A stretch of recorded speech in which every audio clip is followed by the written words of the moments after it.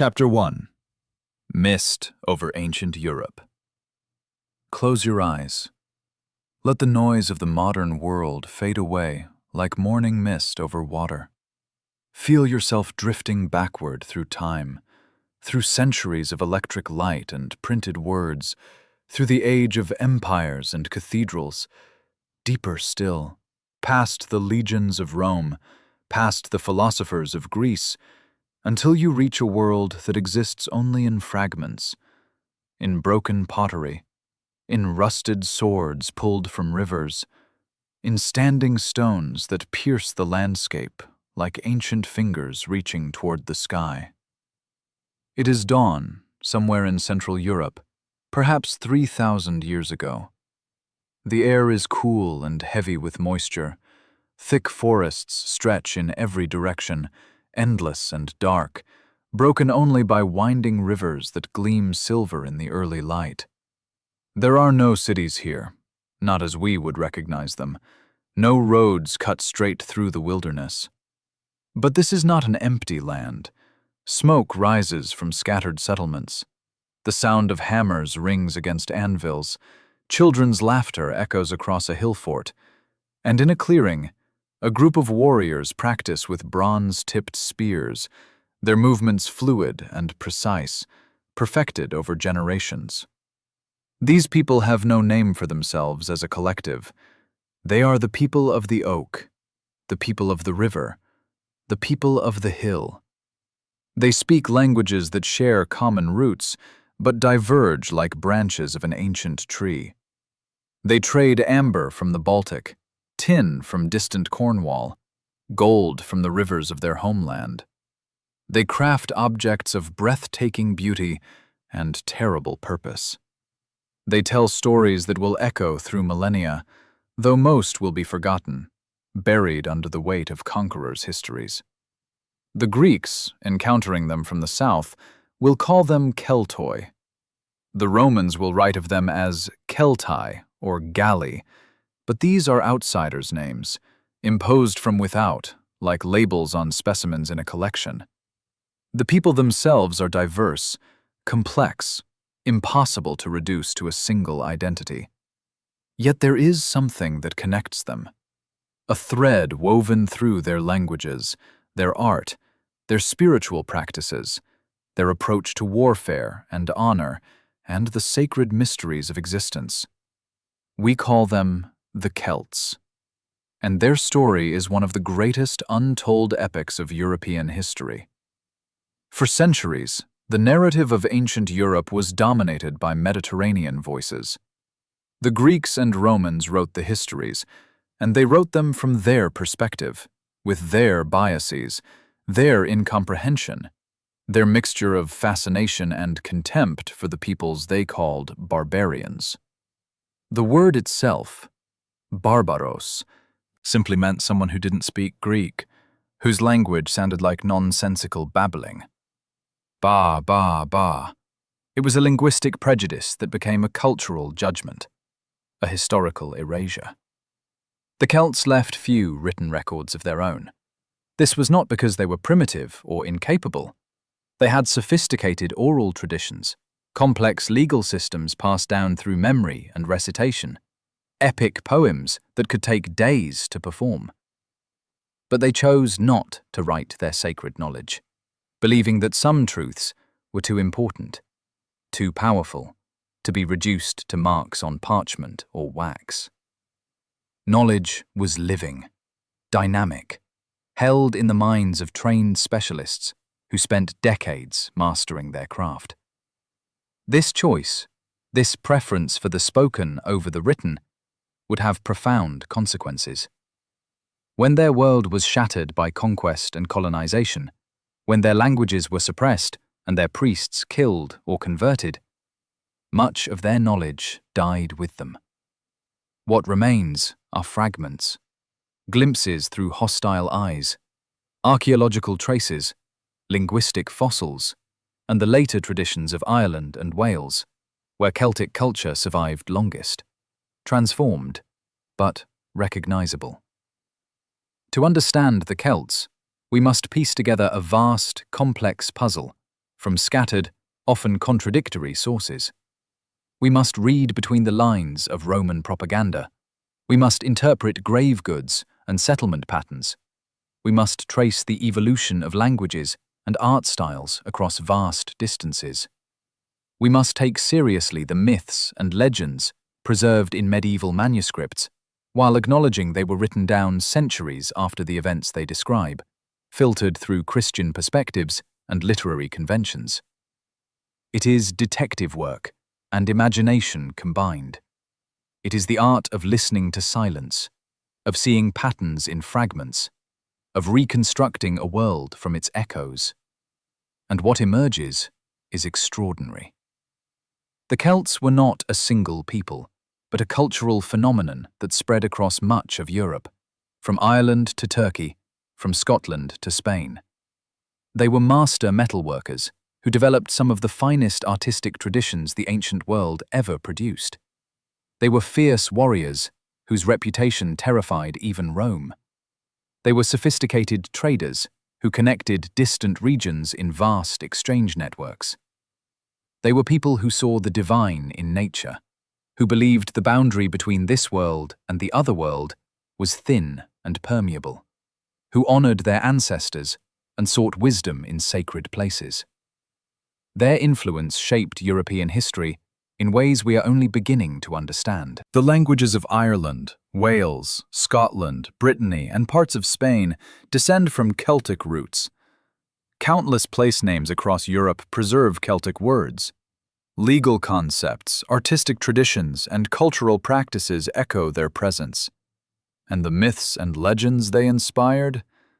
The stories of King Arthur, the Holy Grail, the fairy folk of folklore, continue to captivate imaginations worldwide. Yet for all this influence, the Celts remain mysterious.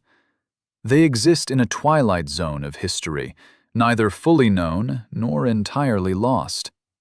They are present in the landscape, in the archaeology, in the language, but their own voices are mostly silent.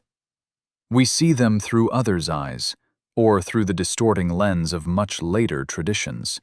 This is their story, or as much of it as can be told. It is a story of rise and fall, of cultural brilliance and military might, of spiritual depth and brutal violence, of a world that flourished and then was swept away, leaving only traces for us to decipher centuries later. Let us begin at the beginning, or as near to it as we can reach, in the deep past of Bronze Age Europe, when the foundations of Celtic culture were being laid in the rhythms of farming and forging, trading and raiding, ritual and remembrance. The story of the Celts is not a simple narrative of origin, expansion, and decline. It is a tapestry woven from thousands of threads, individual lives, local traditions, technological innovations, trade relationships, religious developments, and the slow evolution of language and identity across centuries. It is a story without clear boundaries, without a single beginning or end. It is a story that reminds us how much of the past remains unknown, how much has been lost, and how precious are the fragments that survive. As we journey through this history, we will move from the hill forts of Central Europe to the misty shores of Ireland, from the sacred groves of Gaul to the battlefields where Celtic warriors faced Roman legions. We will meet Druids and warriors, queens and craftspeople, poets and rebels. We will explore their beliefs about life and death, their social structures, their art and music, their triumphs and tragedies. And through it all, we will remember that these were real people, living real lives, with hopes and fears, loves and losses, dreams and disappointments. They were not mythical beings or simple stereotypes. They were human, complex, contradictory, and worthy of being remembered, not just as victims of history, but as creators of a remarkable civilization that flourished for centuries before being transformed, absorbed, and nearly forgotten. So settle in, relax, let your breathing slow, and prepare to travel back through the mists of time to a world that existed long before the modern age. A world of forest and river, of bronze and gold, of warriors and poets, of gods and ancestors, of the people we call the Celts. Chapter 2. The People Before History. The story begins not with a dramatic event, but with a gradual transformation, so slow that no single generation would have recognized it was happening. Somewhere around 1200 BCE, in the heart of Europe, in the regions we now call Austria, southern Germany, eastern France, and Switzerland, communities that had lived for centuries with bronze tools and weapons began to change. Bronze, that revolutionary alloy of copper and tin, had defined an age. It had enabled new forms of weaponry, new artistic possibilities, new expressions of power and status. But bronze required trade networks spanning vast distances, because copper and tin rarely occurred together. Controlling these networks meant wealth and influence. It also meant vulnerability. If trade routes were disrupted, if supplies were cut off, civilizations could crumble. Iron changed everything. Iron ore was far more common, found in many regions, requiring less dependence on distant trade. It was harder to work, requiring higher temperatures and different techniques. But once mastered, iron produced tools and weapons superior to bronze. Harder, sharper, more durable. A civilization that could work iron effectively had an advantage over those that could not. In Central Europe, this transition happened gradually. Communities that had prospered in the Bronze Age began to adopt ironworking techniques, probably learned from contacts to the east and south. They did not abandon bronze. For centuries, bronze remained the preferred material for decorative items, ritual objects, and personal ornaments. But for the tools of daily life and the weapons of war, iron became dominant. This technological shift coincided with, and perhaps enabled, broader cultural developments. The people of Central Europe in this period, roughly 800 to 450 BCE, a span we call the Hallstatt period, after an Austrian village where remarkable archaeological discoveries were made, developed increasingly sophisticated social structures. We see evidence of this in their burials. The dead, in every culture, tell us much about the living. How a society treats its deceased reveals its beliefs, its values, its hierarchies.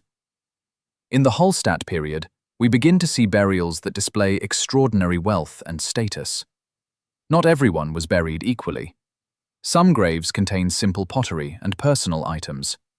Others contain wagons, horses, weapons, jewelry of gold and amber, imported luxury goods from the Mediterranean world. Some individuals were clearly more important, more powerful, more wealthy than others. One of the most remarkable discoveries came from the site that gave this period its name. Hallstatt, in the Austrian Alps, sits above a salt mine that has been worked for thousands of years. Salt was precious in the ancient world, essential for preserving food, and therefore a source of great wealth. The people who controlled the Hallstatt salt mines grew prosperous, and their prosperity is evident in the cemetery excavated there. Over 1,000 graves have been found, spanning centuries, creating a chronicle of changing fashions in dress, weaponry, and burial practice. We see the evolution from bronze to iron. We see trade connections extending to the Baltic for amber, to the Mediterranean for Greek pottery, across vast distances. We see warriors buried with their swords and spears, women adorned with elaborate jewelry, children laid to rest with care and ceremony. But Hallstatt is just one site among many. Across Central Europe, similar patterns emerge. Hill forts begin to appear, settlements positioned on defensible heights, surrounded by earthen ramparts and wooden palisades. These were not merely defensive structures, they were centers of power, places where leaders lived, where craftspeople worked, where goods were stored and traded, where communities gathered for markets and festivals and religious ceremonies. The construction of these hill forts required organization, leadership, the ability to mobilize labor. It suggests societies with clear hierarchies, with people who could command and people who obeyed, with specialists in warfare, in craftsmanship, in trade, in religious practice. It suggests, in short, the emergence of what we might cautiously call chiefdoms, or small kingdoms, though we must be careful not to impose later political structures on earlier societies. Who were these people? What language did they speak? What did they call themselves? These questions are harder to answer than you might think. They left no written records from this period. The names we have for them come from much later sources, from Greeks and Romans encountering their descendants centuries afterward. And those sources are confusing, contradictory, filtered through cultural biases and linguistic misunderstandings. The best evidence we have comes from linguistics, the study of languages, and how they evolve and relate to one another. Scholars have reconstructed, through painstaking analysis of later Celtic languages and their relationship to other Indo-European languages, something of what the earlier forms might have looked like. They have identified common roots, shared grammatical structures, patterns of sound changes that connect Irish and Welsh, Gaulish and Galatian, into a family of languages distinct from Germanic, Italic, and Greek languages, yet sharing a common ancestor far back in the mists of time. Language is culture made audible. It shapes thought, carries memory, connects communities. The fact that these people spoke related languages, even as they lived in separate communities and regions, suggests shared origins, continued contact, cultural continuity across distances. It is one of the strongest arguments for treating them as a connected group, despite their diversity. But we must be cautious. Language is not the same as ethnicity or political identity. People can share a language and yet see themselves as entirely separate peoples. They can speak different languages and yet see themselves as united. The Celts, as we call them, almost certainly did not think of themselves as one people. They were tribes, clans, local communities with their own identities, their own territories, their own leaders and traditions. What connected them was not political unity, but cultural affinity. Shared artistic styles, shared religious concepts, shared social structures, shared technologies. A person from a Hallstatt community in Austria might have recognized familiar patterns in the metalwork produced in Gaul, might have understood the language spoken there, might have participated in similar religious practices, but they would not have said, "We are all Celts."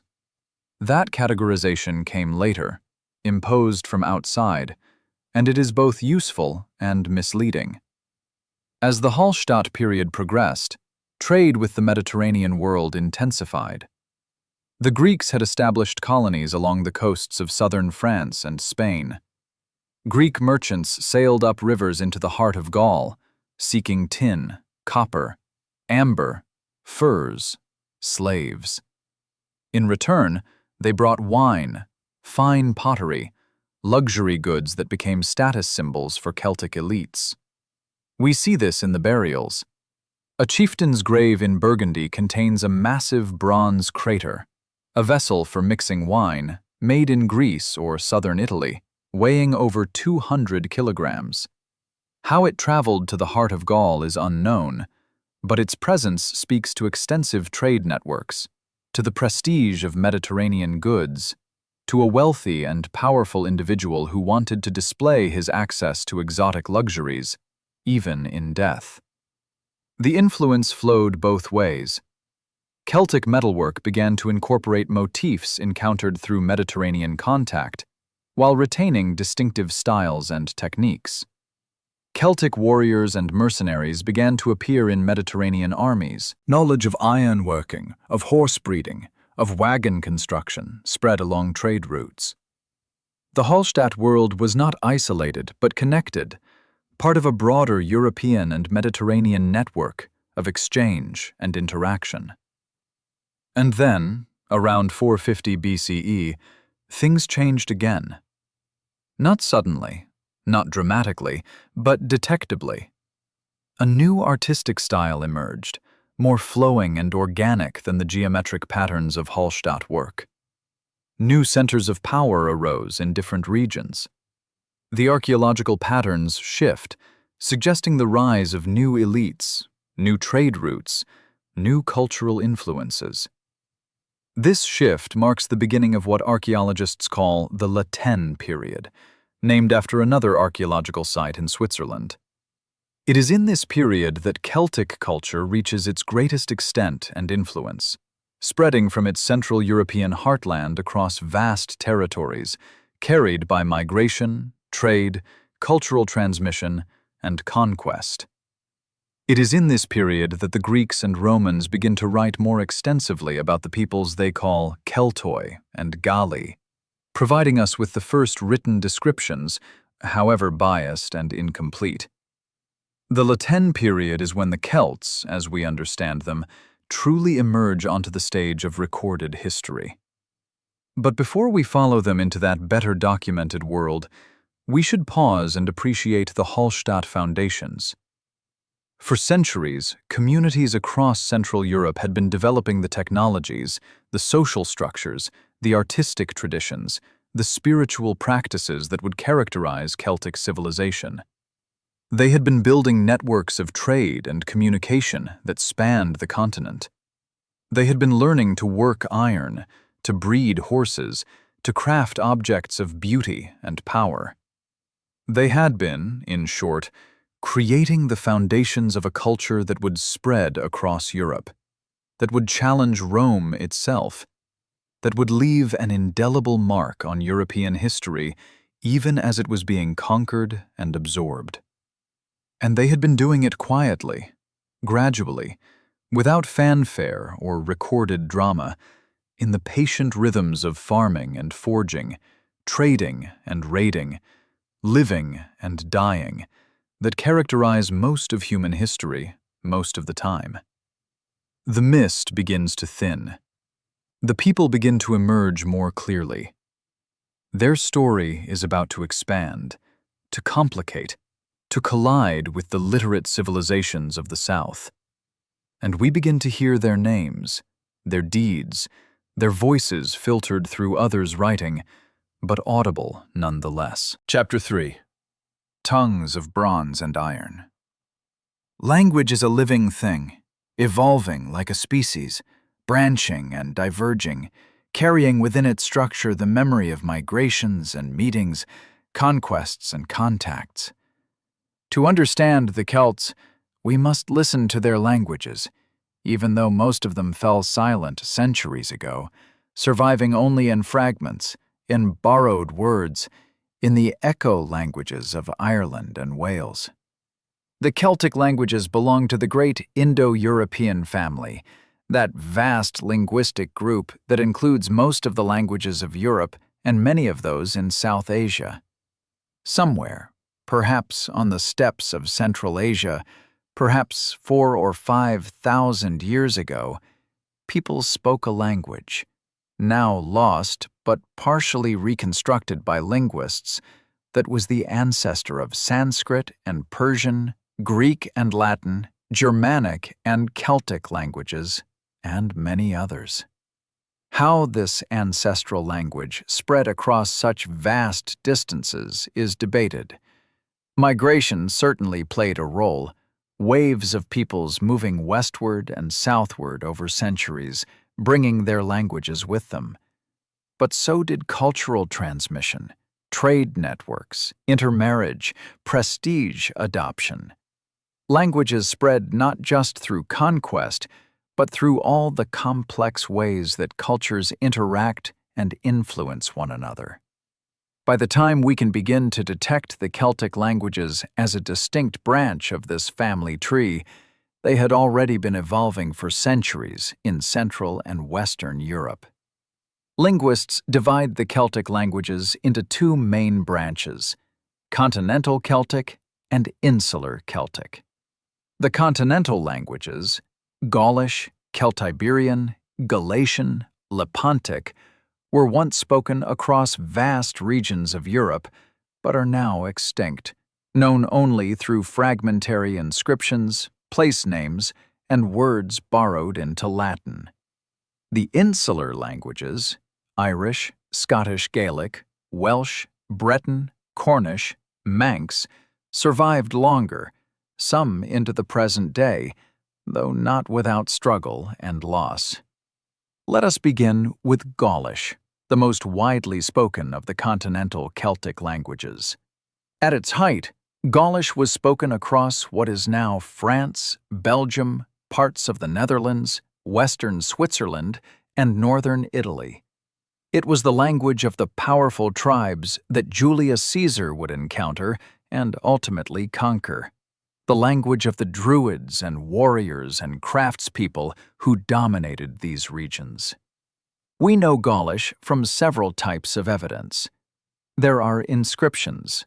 Several hundred have been found, mostly short, on pottery, metal objects, stone monuments, using various scripts, including Greek, Latin, and a native script derived from Etruscan. The most substantial Gaulish texts are ritual calendars and curse tablets, suggesting these were contexts where writing was deemed appropriate, even though much else remained oral. We know Gaulish from place names. Across France and beyond, hundreds of place names preserve Gaulish words. The element dunum, meaning fortress or stronghold, appears in Lugdunum, Lyon, Camulodunum, Colchester, and many others. Briga, meaning hill or height, Magos, meaning field or plain, Ritu, meaning ford. These and other elements create a linguistic map of ancient Gaul, showing where communities settled, what features they valued in the landscape. We know Gaulish from personal names preserved in Latin inscriptions and historical texts. Names like Vercingetorix, which means Great King of Warriors, or Dumnorix, King of the World, or Ambiorix, King of both sides. These names were not just labels, but statements of identity, expressing values, aspirations, connections to clan and tribe. And we know Gaulish from words borrowed into Latin, and from there into later languages. The Latin word carus for wagon came from Gaulish. So did servicia for beer, cambiare for change or exchange, alauda for lark. These borrowings tell us what the Celts were known for, what they provided or excelled at in Roman eyes. Transport technology, beer-making, trade and commerce, observations of nature. From all these fragments, linguists have reconstructed something of Gaulish grammar and vocabulary. It was an inflected language, like Latin, where word endings changed to indicate grammatical relationships. It had a complex system of noun declensions and verb conjugations. It shared many features with other Indo-European languages, but had developed its own distinctive character over centuries of independent evolution.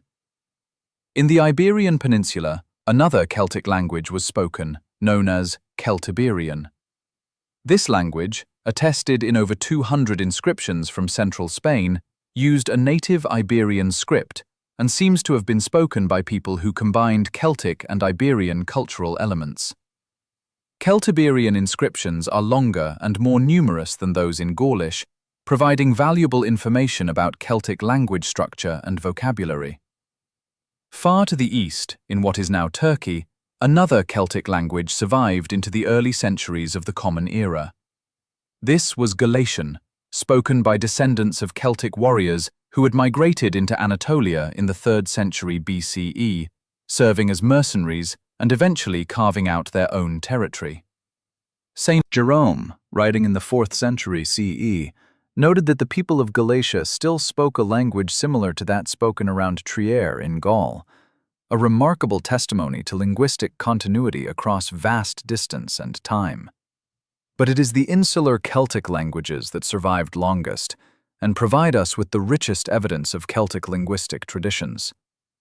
In Ireland, never conquered by Rome, the Celtic language evolved into Old Irish, which became Middle Irish, which became Modern Irish Gaelic and Scottish Gaelic after the language crossed the narrow sea to Scotland. In Britain, the language evolved differently, becoming Brythonic, which diversified into Welsh, Cornish, and Breton, carried to Brittany by British refugees fleeing Saxon invasions. The insular Celtic languages are divided into two groups based on a significant sound change.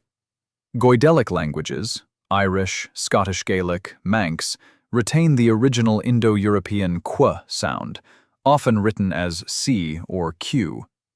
Brythonic languages, Welsh, Cornish, Breton, changed this sound to p. This might seem a small difference, but it affects many common words. The word for four is cether in Irish, but pedwar in Welsh. The word for sun is mac in Irish, but map or fab in Welsh. The word for head is cian in Irish, but pen in Welsh. This linguistic split may reflect ancient divisions within the Celtic world, different migration routes or periods, long separation between communities.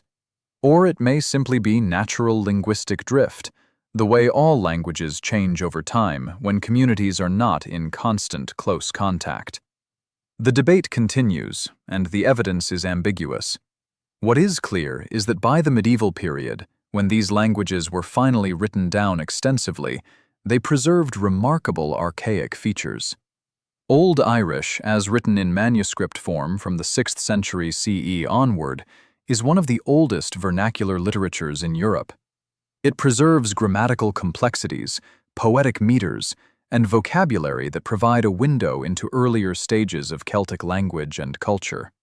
Irish was the language of the great epic tales, the Táin Bó Cúalnge, the story of Cuchulain's defense of Ulster, the tales of Fionn MacCool and the Fianna, the voyages and adventures and tragic love stories that filled the long winter nights. It was the language of law texts, genealogies, annals of kings and battles. It was the language of Christian monks who, having converted from pagan traditions, wrote down the old stories with a mixture of reverence and discomfort, preserving what they sometimes condemned. Welsh, likewise, became the vehicle for a rich literary tradition. The Mabinogion, a collection of tales written down in the medieval period, but preserving much older traditions, includes stories of magic and heroes, transformations and quests.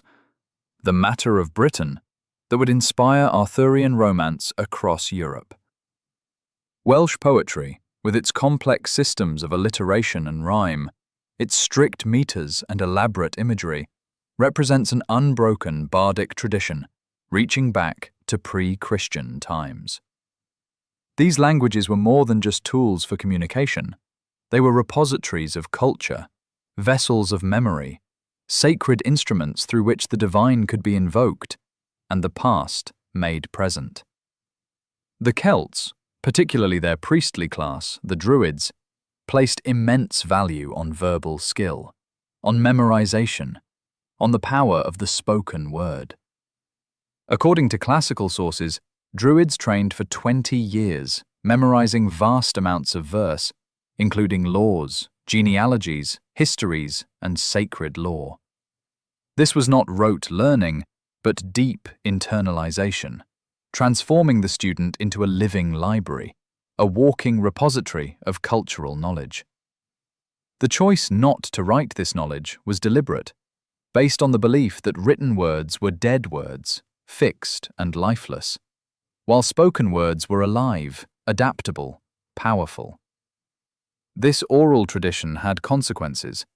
It meant that knowledge was controlled by specialists, that access to it required years of training and initiation. It meant that knowledge could be adapted to circumstances, that precedents could be cited or forgotten, that tradition could be both maintained and subtly altered. It meant that when the Druids were destroyed or converted, when the oral chains of transmission were broken, much was lost forever. What survived did so largely because Irish monks, in the centuries after Ireland's conversion to Christianity, began writing down the old stories. They did not do so uncritically. They often added Christian elements, removed or softened pagan references, imposed their own interpretations. But they preserved the bones of the old traditions, the names and deeds and patterns of stories that had been told for centuries, perhaps millennia. The Irish language preserved another remarkable feature, the Ogham alphabet. This was a script designed specifically for carving on stone or wood, consisting of lines and notches cut along a central stem line, usually the edge of a stone pillar. Over 400 Ogham inscriptions survive, mostly from Ireland and Western Britain, mostly dating to the 4th to 7th centuries CE. Ogham inscriptions are usually short, commemorating individuals. X, son of Y, of the Z tribe, but they provide invaluable evidence of the language as it was actually spoken in the early medieval period, without the literary elaboration of later manuscripts.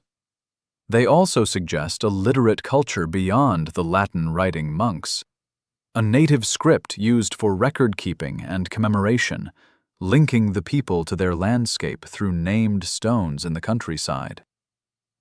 The power of language in Celtic culture extended beyond practical communication to the realm of the sacred and magical. Words had power. To know something's true name was to have power over it. Curses, blessings, prophecies, satire, all were feared and respected as forces that could alter reality. A skilled poet could praise a king and strengthen his reputation, or satirize him and destroy his honor. A curse, properly spoken, could bring misfortune, illness, even death. By the late Roman period, the continental Celtic languages were in decline. Romanization brought Latin as the language of administration, trade, and high culture. Celtic languages persisted in rural areas, in the countryside beyond Roman influence, but increasingly they were marginalized, associated with the past rather than the future. By the 6th century, Gaulish was probably extinct, surviving only in place names and borrowed words. The insular languages fared better, protected by distance and by the fact that Ireland was never conquered by Rome. Irish flourished as a literary language throughout the medieval period. Welsh survived despite English pressure. But even these languages faced centuries of suppression and decline. Today, Irish, Scottish Gaelic, Welsh, and Breton survive, but as minority languages, spoken by small percentages of the populations in their historical territories, sustained by conscious efforts at preservation and revival. Cornish and Manx died out as community languages, but have been revived by enthusiasts, though they remain very much minority interests. The continental Celtic languages are long extinct, accessible only through fragments and reconstructions. Yet the Celtic languages, living and dead, remain powerful symbols of identity, continuity, and cultural pride. They are windows into different ways of thinking and speaking, different relationships between language and landscape, different poetic and narrative traditions. They are reminders of the linguistic diversity that once characterized Europe, and of how much has been lost through conquest, assimilation, and the homogenizing forces of modern nation-states. Chapter 4. The Warrior's Path. Let the scene form in your mind. A hilltop fortress, earthen ramparts topped with wooden palisades, gates bound with iron. Dawn breaks over the surrounding forests and fields. Within the fortress, A young warrior rises, stretching, feeling the morning cold against his skin. He has trained for this day for years, but still the nervousness flutters in his chest. Today, he will raid for the first time. Today, he will prove himself worthy of his place among the fighting men of his tribe. Warfare was central to Celtic society, not merely as a necessary evil, but as a defining cultural practice. To be a warrior was to embody the highest values of courage, honor, and skill. It was to participate in the most valued activity, one that brought glory, wealth, and status. The warrior's path was dangerous and often short, but it was also the surest route to immortal fame, to being remembered in songs and stories, to achieving the kind of renown that transcended death. But Celtic warfare was not what we might expect from our own experience of war. It was not primarily about conquest and occupation, building empires and controlling territories. It was more personal, more ritualized, more bound up with honor and display than with strategic objectives. Raids and cattle thefts, single combat and challenges, boasts and displays of courage, these were as important as battlefield victories. War was theater as much as violence, performance as much as pragmatism. The classical sources, particularly Greek and Roman writers, provide detailed descriptions of Celtic warriors, though we must read them carefully, aware of their biases and literary conventions. They describe warriors who were tall and muscular, who wore their hair long and sometimes lime-washed it into spiky crests, who cultivated elaborate moustaches that became tangled with food and drink. They describe warriors who fought naked, or nearly so, wearing only a torque, a twisted metal neck ring, and carrying weapons, their bodies painted or tattooed with blue woad patterns. This nakedness had multiple meanings. It was a display of courage, a statement that the warrior needed no armor because he feared no enemy. It was a religious statement, placing the warrior under the protection of the gods, his bare skin a ritual boundary that enemy weapons might not cross. It was psychological warfare, intimidating to enemies who fought in ranks of armored men to suddenly face howling, naked barbarians who seemed to fear neither death nor injury. But not all Celtic warriors fought naked. Many wore tunics or trousers, a garment the Romans found bizarre and barbaric, but which was eminently practical for horse riding and northern climates. Elite warriors wore mail armor, a Celtic invention consisting of interlocking iron rings that provided excellent protection while remaining flexible. Celtic mail was so effective that the Romans adopted it, calling it lorica hamata. The warrior's primary weapons were the sword and spear. Celtic swords evolved over time, from the shorter bronze weapons of the earlier period to the long iron swords of the Latin period, some measuring nearly a meter in length. These were slashing weapons, designed for sweeping cuts rather than thrusting, requiring space to wield effectively. They were often elaborately decorated on hilt and scabbard, inscribed with maker's marks or magical symbols, given names that spoke of their power and history. Spears varied in size and purpose. Some were heavy thrusting spears for close combat, others were lighter javelins for throwing. The Gauls developed a distinctive type of javelin called a fearsome, which the Romans borrowed and called geisati, referring to warriors who specialized in its use. Spears were practical, cheaper to produce than swords, effective against cavalry, useful for hunting as well as warfare. Shields were typically wooden, often covered with leather, with an iron or bronze boss in the center to protect the hand gripping the central bar behind. Celtic shields were large, oval or elongated hexagonal in shape, designed to cover much of the body. They could be decorated with paint or metal fittings, turning them into artworks as well as protective equipment. But weapons were only part of the warrior's equipment. Equally important were horns and carnix, the war trumpets that produced terrifying sounds on the battlefield.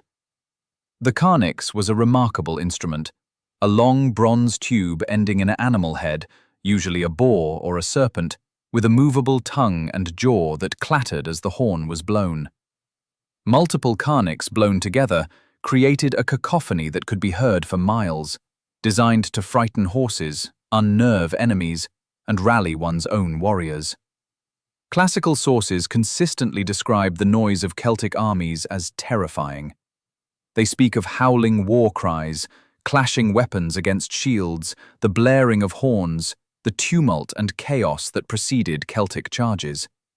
This was psychological warfare, designed to break enemy morale before the actual fighting began. Roman discipline and training allowed legions to withstand such onslaughts, but many other enemies broke and fled before the Celtic warriors even reached them. Chariots played a crucial role in Celtic warfare, particularly in Britain and Ireland, where they remained in use long after they had been abandoned elsewhere. A Celtic war chariot was light and maneuverable, drawn by 2 horses, carrying a driver and a warrior.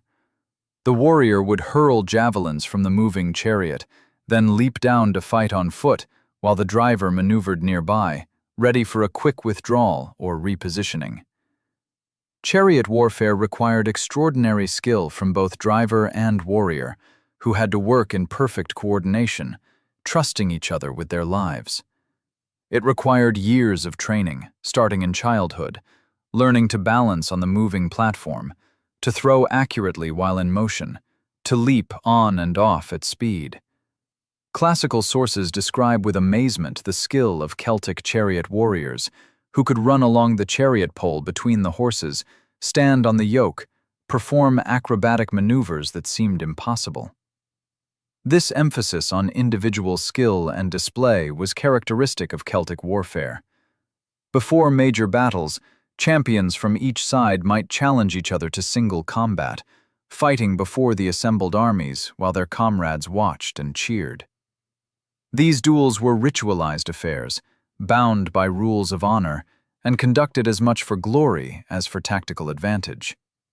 Even in larger engagements, Celtic warriors sought personal glory. They would boast of their deeds before battle, reciting their lineage and their past victories, challenging specific enemies to face them. They would take heads as trophies, preserving them and displaying them as evidence of their prowess. The head was considered the seat of the soul, the essence of the defeated enemy, and taking it was both a practical act, proving one had killed a warrior, and a spiritual one, capturing something of the enemy's power. This practice horrified Greek and Roman observers, who saw it as evidence of Celtic barbarity. But within Celtic culture, it had meaning and logic. The preserved heads were not mere trophies, but honored enemies, sometimes consulted as oracles, incorporated into the spiritual life of the community. Celtic society was organized around warrior aristocracies. At the top were the kings and chieftains, proven warriors who had demonstrated their prowess and gathered followers through their generosity, their victories, their reputation. Below them were the warrior elite, the companions and champions who formed the ruler's war band. These men, and occasionally women, were bound to their lord by oaths of loyalty, by ties of gift-giving and reciprocal obligation. A Celtic lord was expected to be generous, to host feasts, to distribute war plunder, to give fine weapons and jewelry to his followers. In return, they gave him their service, their loyalty, their willingness to fight and die at his command. This was not a relationship of master and servant, but of mutual obligation, based on honor and maintained through continuous demonstration of worth on both sides. Training for warfare began young. Boys learned to ride, to hunt, to handle weapons, to develop the strength and skill required for combat. They learned the stories of heroes, the expectations of honor, the values they would be expected to embody. They learned that death in battle was not the worst fate, that cowardice, dishonor, breaking one's word, these were far worse. They learned that glory and renown mattered more than safety, that a short life lived bravely was better than a long life lived in obscurity. This warrior culture produced men of extraordinary courage and skill. But it also produced instability. Celtic societies were frequently at war, not just with external enemies, but with each other. Raiding was constant. Feuds between families or tribes could last generations. Young men seeking to prove themselves would launch raids for cattle, for captives, for glory, with or without their lord's approval. This internal division would prove a fatal weakness when Celts encountered the Romans, whose military system was based on discipline, coordination, and strategic patience rather than individual glory. Roman legions fought as units, supporting each other, following commands, maintaining formation. Celtic warriors, brave and skilled as individuals, often lacked the collective discipline to match organized opponents. But before that confrontation, Celtic warriors dominated much of Europe. They served as mercenaries across the Mediterranean world, prized for their fierce courage and fighting skill. They raided into Greece, into the Balkans, creating terror and demanding tribute. They sacked Rome itself in 390 BCE, an event that traumatized the Roman psyche for centuries. The warrior's path was more than a military career. It was a spiritual vocation, a way of life that encompassed training and trial, ritual and religion, honor and identity.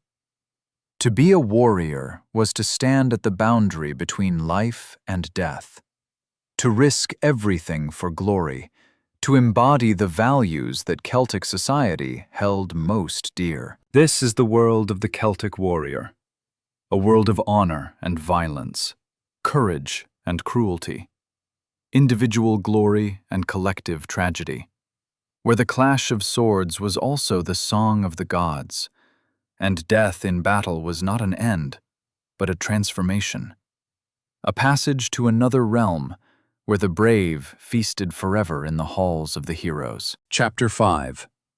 Sacred Groves and Standing Stones. Night has fallen over the forest. Deep among ancient oaks, where sunlight rarely penetrates, and the ground is thick with moss and fallen leaves, a clearing opens. In its center stands a wooden post, carved with spirals and faces, stained with offerings.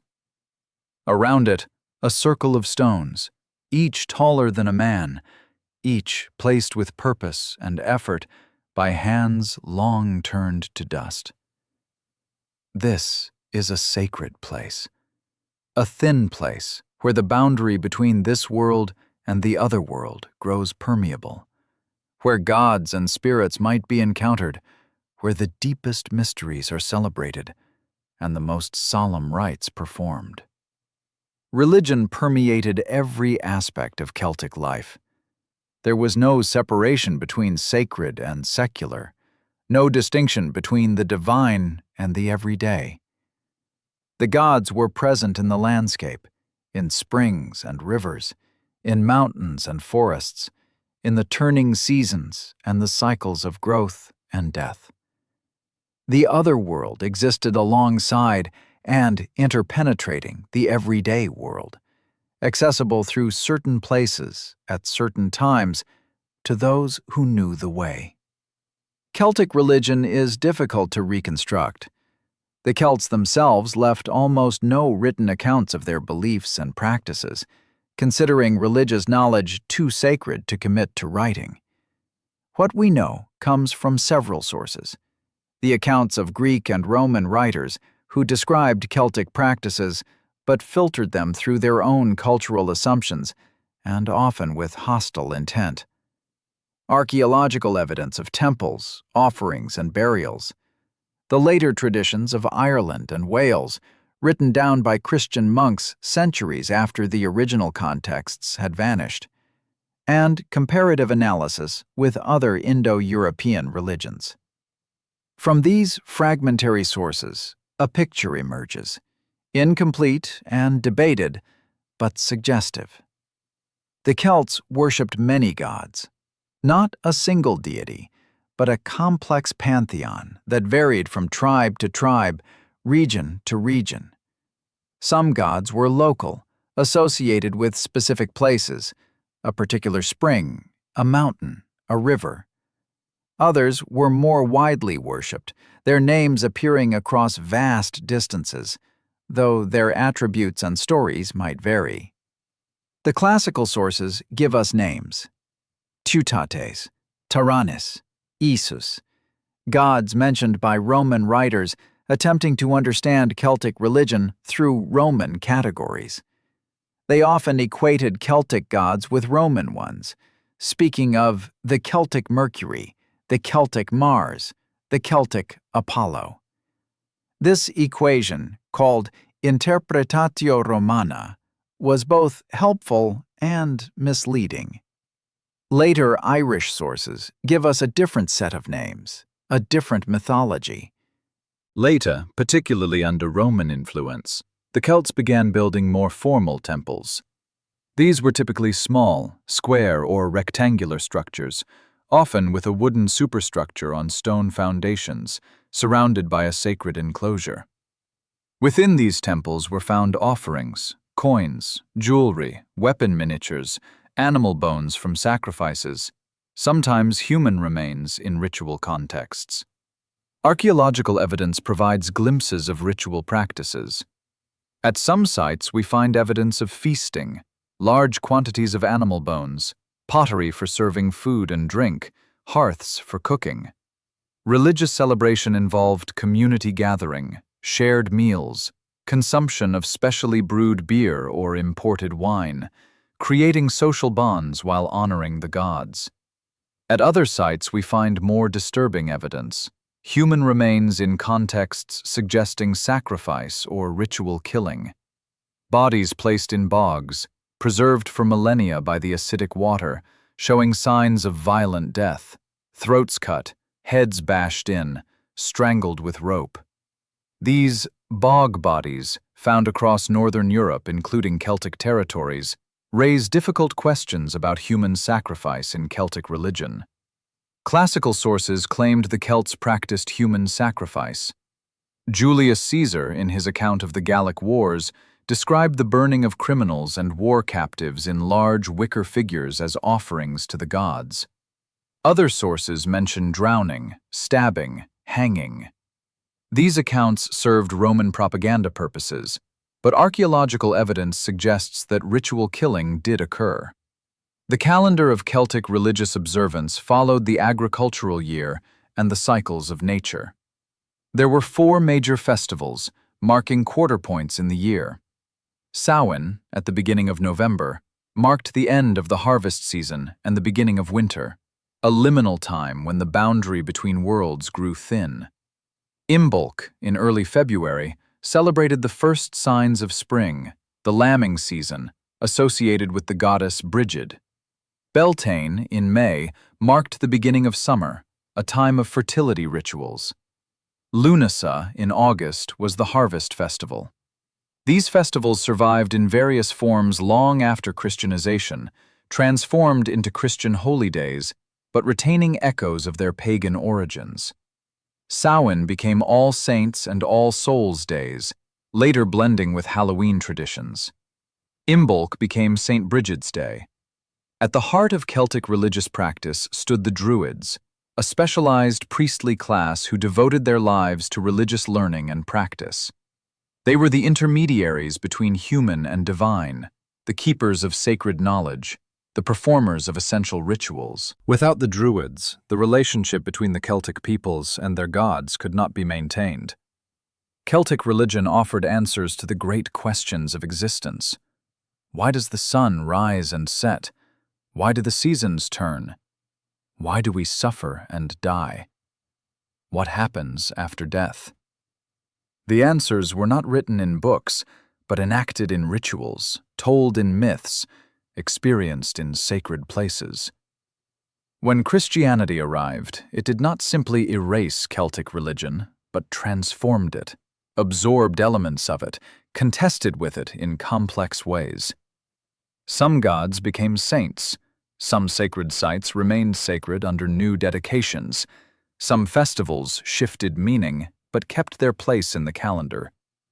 For now, in the time we are visiting, the sacred groves are active, the offerings are fresh, the Druids wield real authority.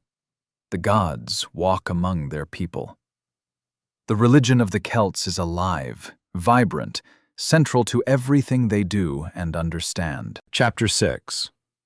The Druids and the Hidden Knowledge.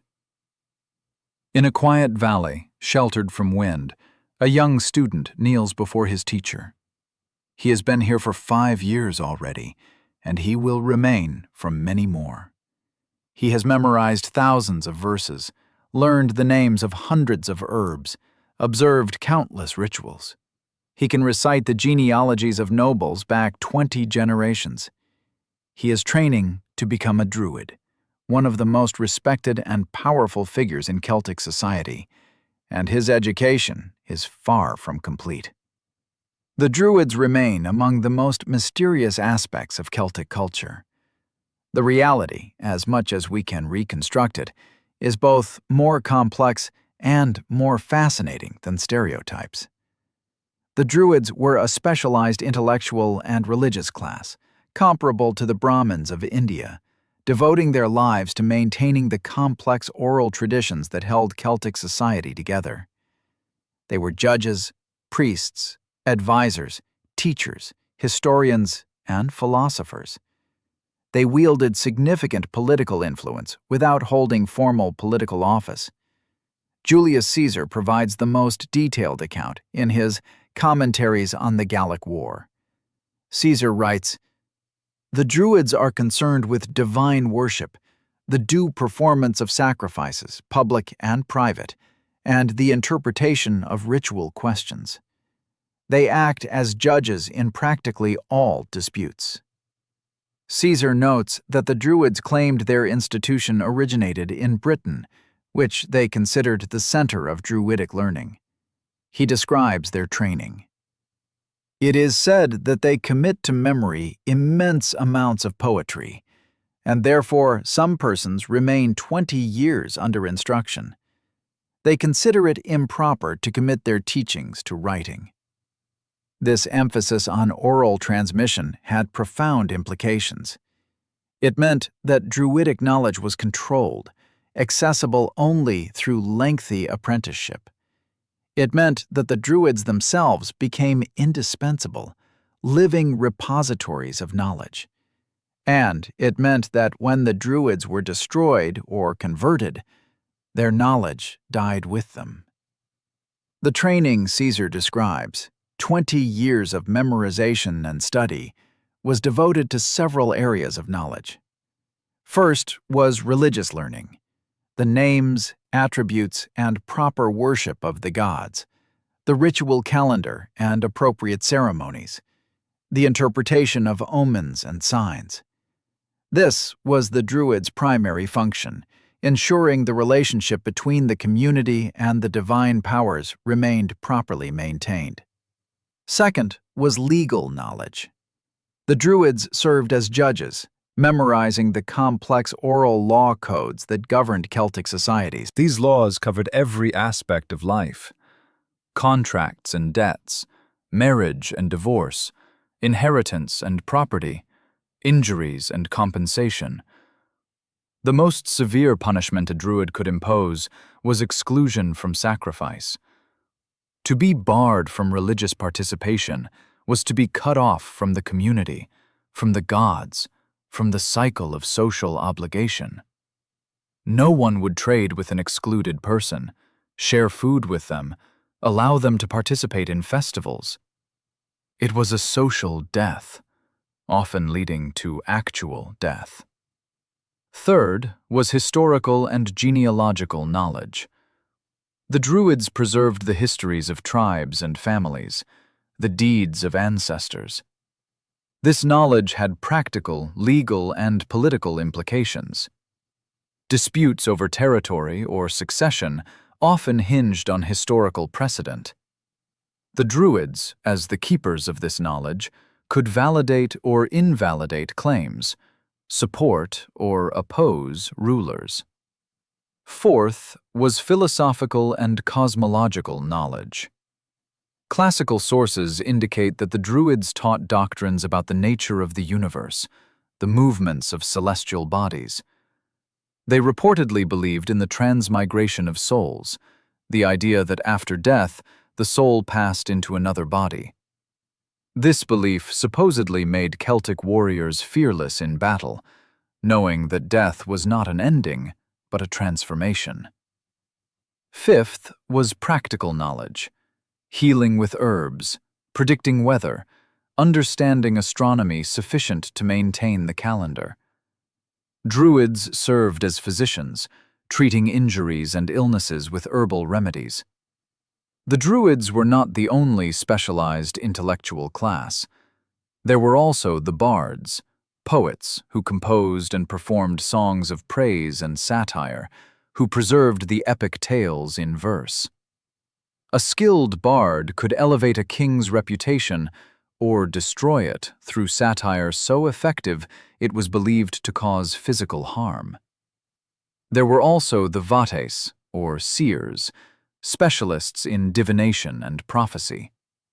They interpreted omens, read the future in the flight of birds or the patterns of sacrificed animals' entrails.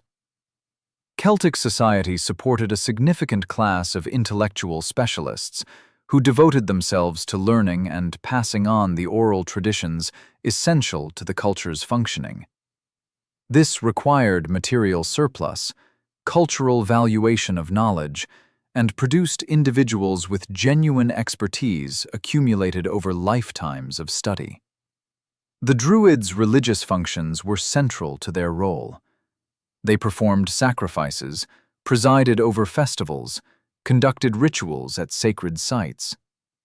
They served as intermediaries between human and divine, interpreting the god's will.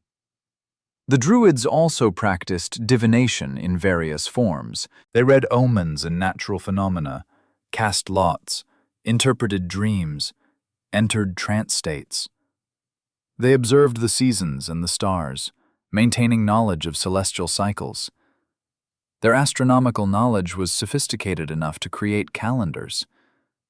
The Coligny calendar, found in France, preserves part of a Celtic calendar system that tracked lunar months and coordinated them with the solar year.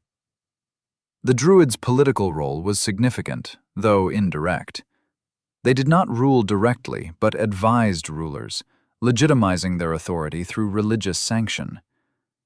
Caesar notes that the Druids met annually at a sacred place, judging disputes between tribes, coordinating religious practices. This assembly provided a rare instance of pan-tribal unity. The Druids' power made them targets when the Romans conquered Celtic territories. The Romans were suspicious of any institution that could unite conquered peoples. The Roman campaign against the Druids was systematic. In Britain, the Roman general Suetonius Paulinus led an assault on Anglesey in Wales in 60 CE, targeting the island as a Druidic stronghold. The sacred groves were cut down, the Druids killed or scattered. In Ireland, never conquered by Rome, the Druids survived longer. Saints' lives from early medieval Ireland describe confrontations between Christian missionaries and Druids, suggesting that Druidic tradition remained vibrant in Ireland well into the Christian period.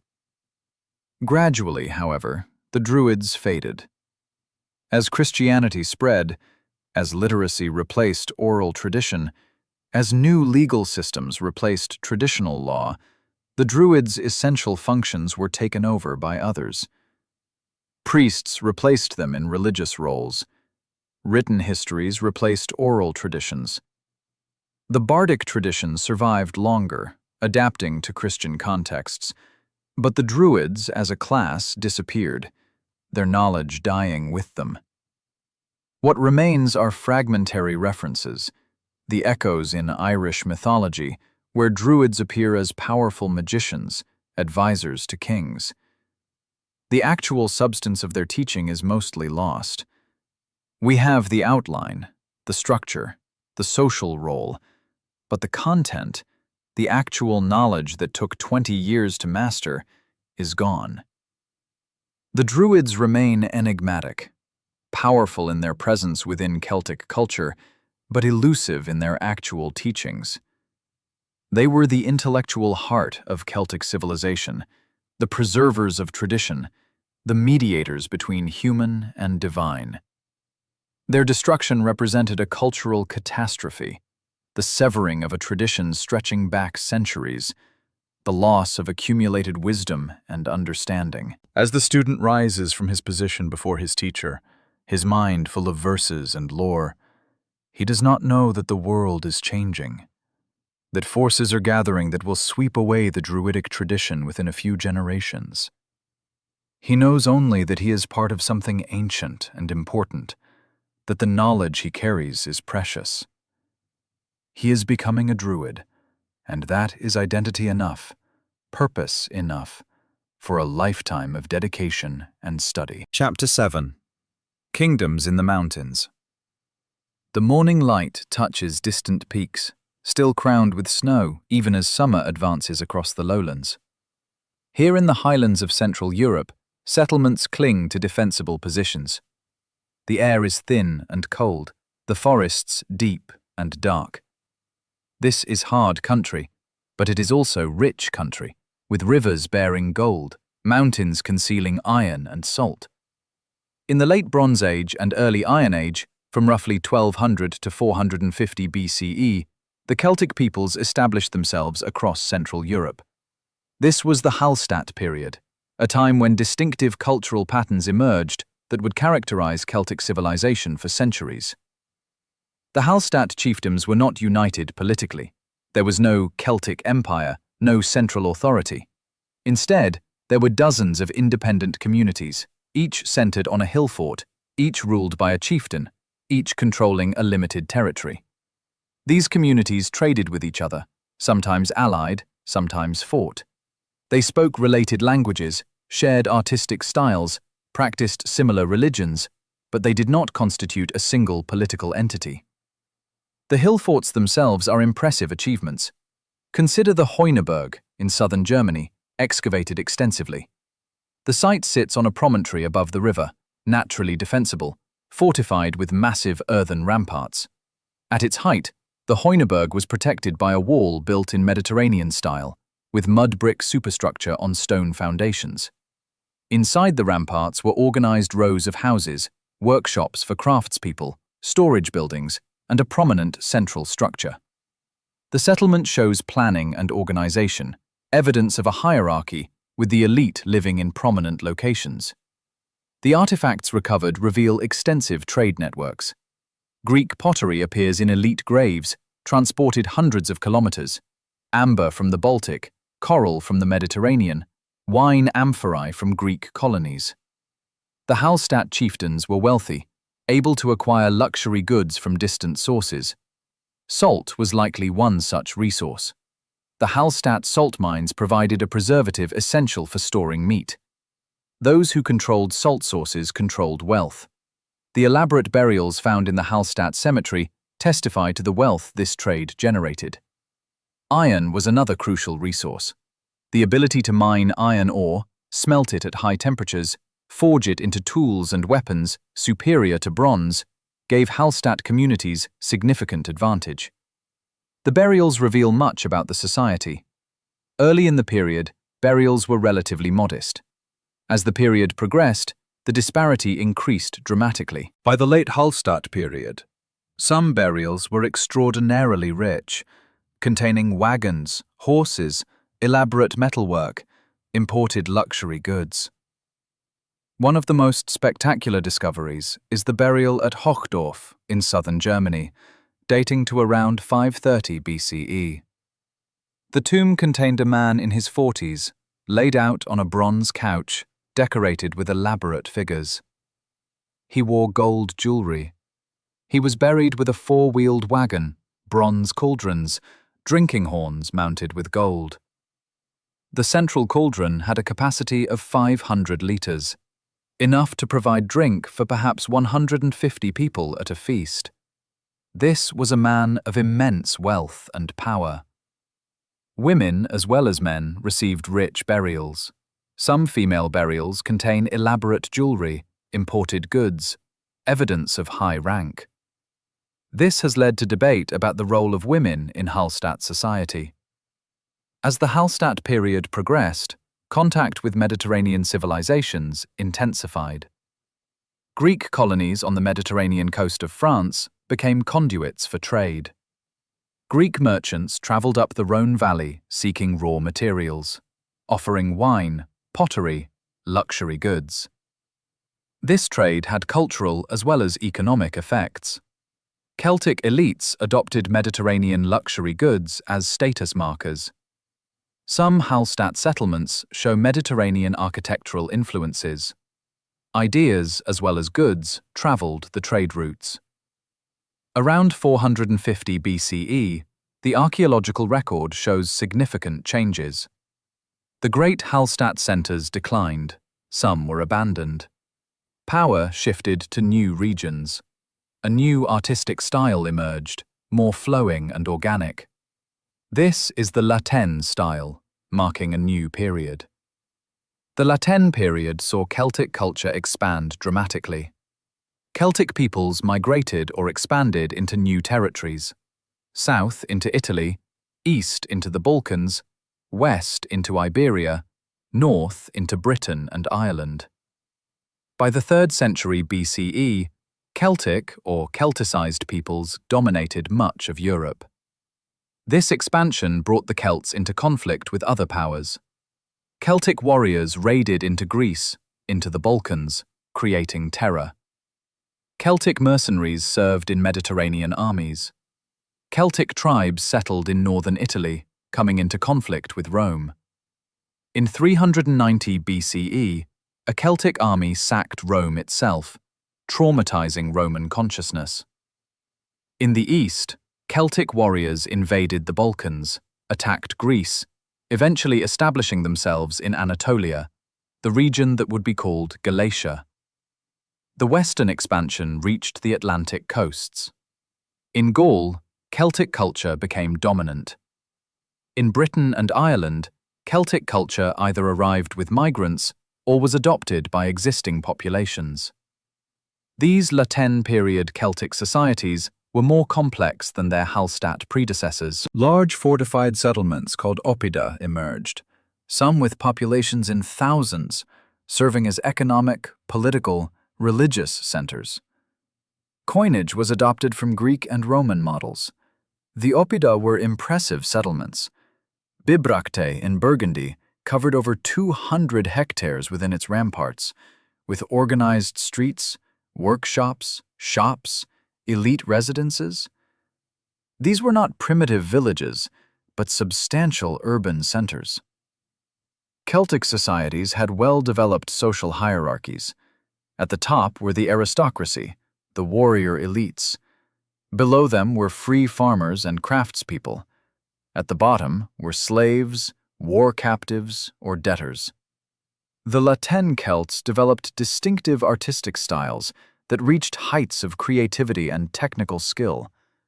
Metalwork featured elaborate patterns, stylized animals, human faces, all flowing together in designs that seemed to move before the eye. This was the Celtic world at its height, powerful, wealthy, creative, spanning much of Europe. The kingdoms in the mountains had expanded to become a major force, trading with Mediterranean powers, fielding armies that challenged Greece and Rome, creating art of lasting beauty. But storm clouds were gathering. Rome was expanding. The Roman military system, based on discipline and organization rather than individual heroism, was proving devastatingly effective. The collision, when it came, would transform the Celtic world forever. Chapter 8. Art, Gold, and the Language of Symbols. Hold in your mind's eye a golden torque, a collar of twisted gold thick as your thumb, crafted with such skill that each strand spirals perfectly around the others, ending in elaborate terminals shaped like animal heads with eyes of coral or enamel. Feel its weight, perhaps a kilogram of pure gold. This is not merely jewelry, but a statement of identity, a ritual object, a repository of meaning far beyond its material value. Celtic art is distinctive, unmistakable once you learn to recognize it. It eschews the realistic representation favored by Greek and Roman art, preferring abstraction, transformation, ambiguity. A face becomes a pattern of curves. An animal dissolves into spirals and then reforms. What seems at first to be mere decoration reveals, on closer inspection, hidden faces, creatures, symbols. The art invites contemplation, rewards careful viewing, suggests layers of meaning. The development of Celtic art can be traced through the archaeological record. In the Hallstatt period, art was primarily geometric: circles, zigzags, triangles. With the Latin period, beginning around 450 BCE, came a dramatic shift. New motifs appeared: flowing curves, S-shapes, triskelies, stylized animals and plants, faces that seemed to emerge from and dissolve back into abstract patterns. This new style coincided with increased contact with Mediterranean cultures.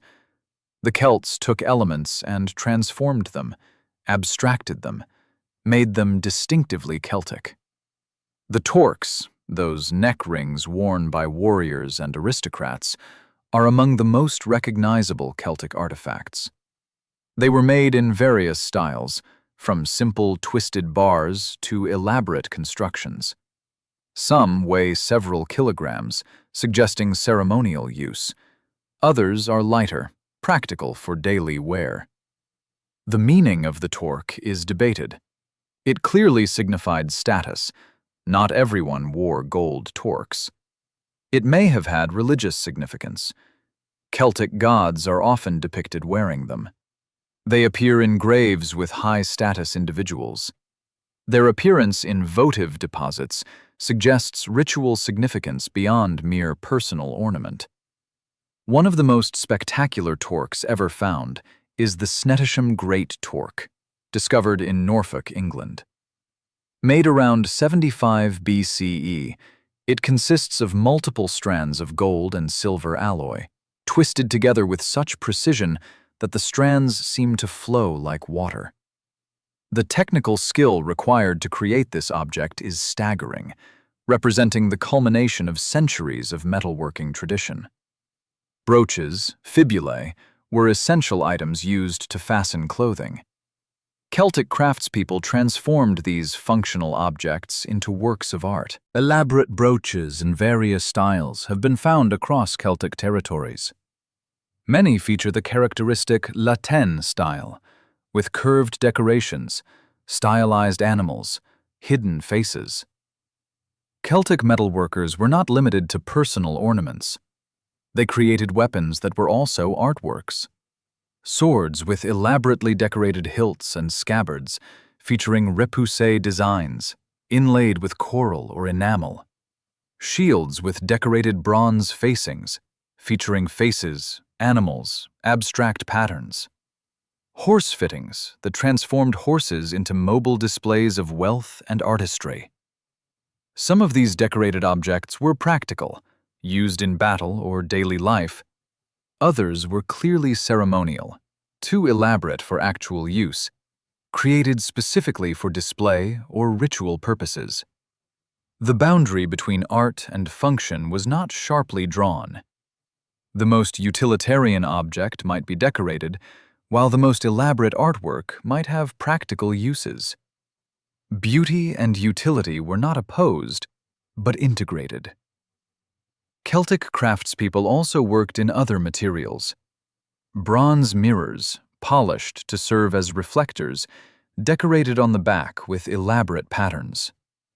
The Desborough mirror features the most complex latten design known, a pattern of curves and spirals so intricate that tracing its logic challenges the eye. Pottery varied from plain utilitarian wares to elaborate decorated vessels. Stone carving was less developed than in Mediterranean cultures, but it existed. Standing stones carved with patterns or faces marked sacred places.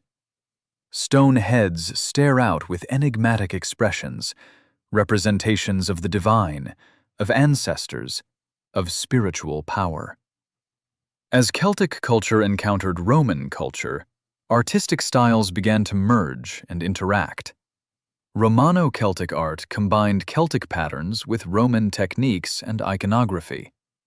Gods depicted in Roman fashion, but with Celtic attributes.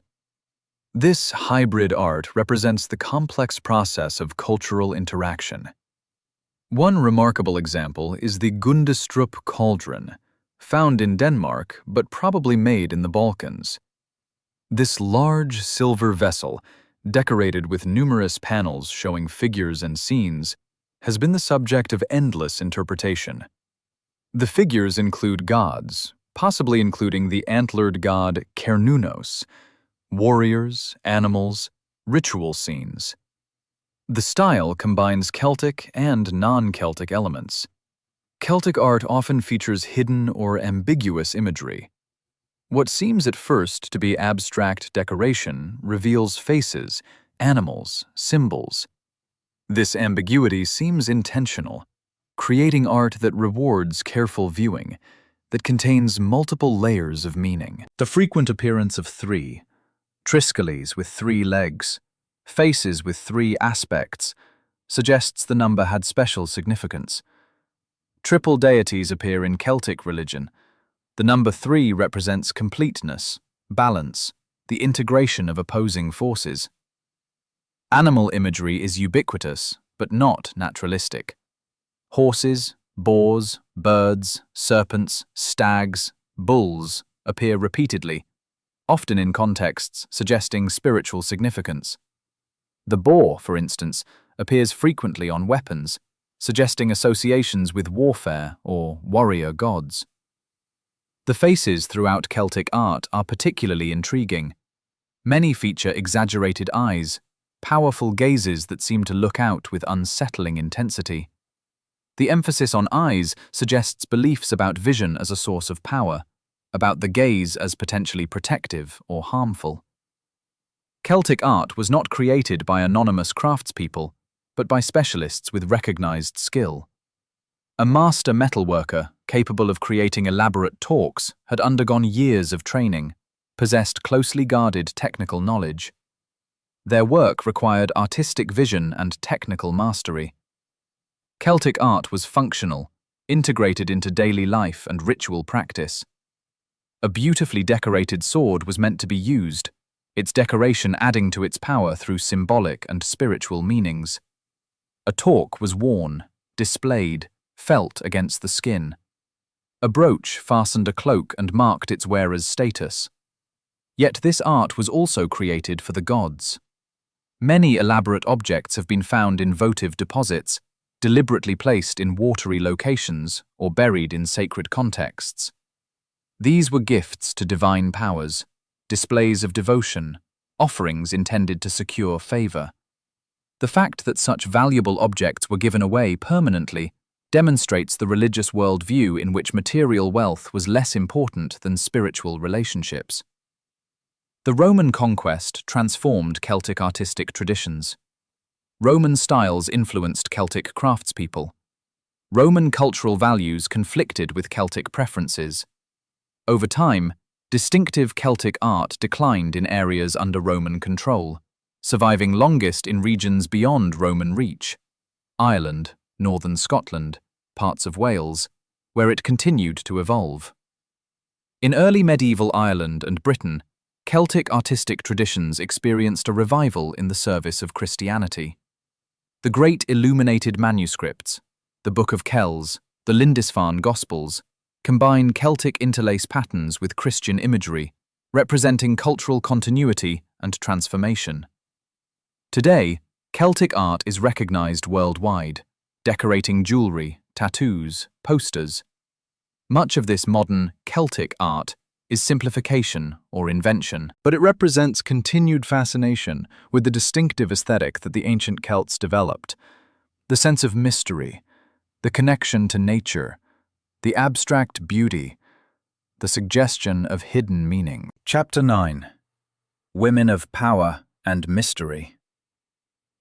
In the historical imagination, the Celtic world is often portrayed as a domain of male warriors and druids. But this portrait is incomplete, distorted by bias. The reality was more complex. Celtic societies included women of power and authority, women who ruled, who fought, who prophesied, who were honored and feared, who shaped events and left their mark on history. The archaeological evidence speaks first. Among the rich burials of the Hallstatt and Laten periods, many belong to women. These are not modest graves, but spectacular displays of wealth. Wagons, jewelry of gold and amber, imported Mediterranean goods, ritual objects, sometimes weapons. The Vix burial in Burgundy, dating to around 500 BCE, contained a woman in her 30s, buried with extraordinary wealth. She lay in a four-wheeled wagon, wearing a massive gold torque weighing nearly half a kilogram, one of the largest ever found. The grave contained an enormous bronze crater, standing 1.63 meters tall and weighing over 200 kilograms, the largest known from the ancient world.